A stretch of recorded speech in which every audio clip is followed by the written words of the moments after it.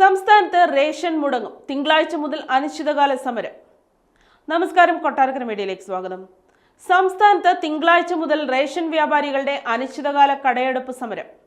ശമ്പള പരിഷ്കരണമടക്കം ആവശ്യങ്ങൾ ഉന്നയിച്ചാണ് സമരം.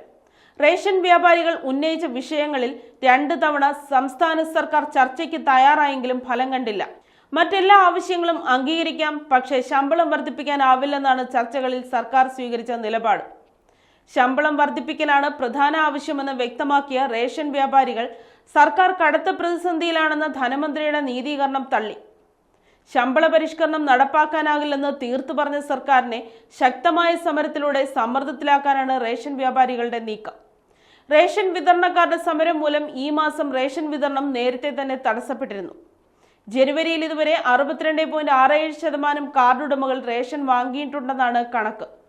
കടയെടുപ്പ് സമരത്തോടെ റേഷൻ വിതരണം സ്തംഭിക്കും.